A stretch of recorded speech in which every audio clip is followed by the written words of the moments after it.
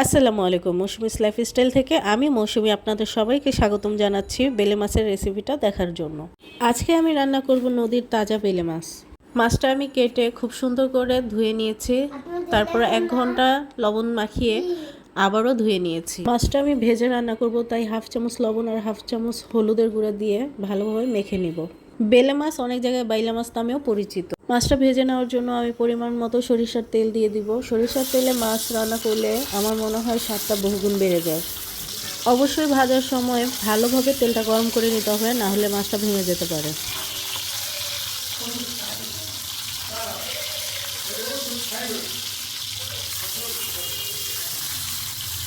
বেলে মাছগুলো আমি হালকা করে এপিট ওপিট ভেজে নিয়েছি। বেশি ভাজলে মাছটা শক্ত হয়ে যাবে, রান্না করলে ভালো লাগবে না। মাছ ভেজে নেওয়া তেলের মধ্যে আমি হাফ কাপ পেঁয়াজ কুচি দিয়ে মাঝের আছে বাদামি রং করে ভেজে নিব। আমার পেঁয়াজটা ভাজা হয়ে গিয়েছে। 1 চামচ আদা বাটা, 1 চামচ রসুন বাটা দিয়ে আমি পেঁয়াজের সাথে 2 থেকে 3 মিনিট ভেজে নিয়ে অল্প পরিমাণে পানি দিয়ে দিব মশলাটা কষানোর জন্য।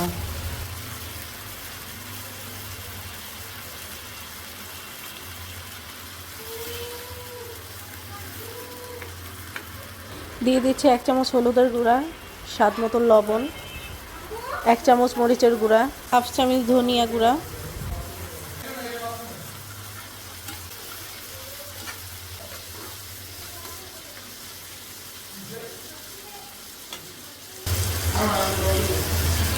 দিয়ে দিচ্ছি 2 টেবিল চামচ টমেটো পেস্ট। একটু সময় নিয়ে খুব ভালোভাবে মশলাটা কষিয়ে নেব। তেলটা ভেসে উঠেছে, তার মানে আমার কষানো হয়ে গিয়েছে। এখন পরিমাণ মতো পানি দিয়ে দিব। আমি বেশি একটা ঝোল রাখবো না, তাই অল্প পানি দিয়ে দিচ্ছি। আপনারা যদি ঝোলটা রাখেন তাহলে আর একটু বেশি পানি দিয়ে দিবেন। ভাজা মাছগুলো আমি এক একে দিয়ে দিয়েছি। দিয়ে দিচ্ছি বড় সাইজের একটা টমেটো কুচি, আর দিয়ে দিচ্ছি কিছু মাঝখান থেকে চিড়া নেওয়া কাঁচামরিচ।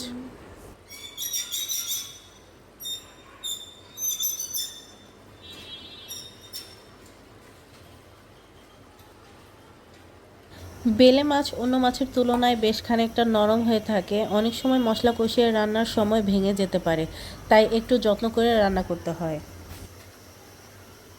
এই মাছটা খেতে এতই ভালো যে বেশি একটা মশলারও প্রয়োজন হয় না। মাছের পরিমাণ অনুযায়ী আপনারা মশলাটা কম বেশি করে নেবেন।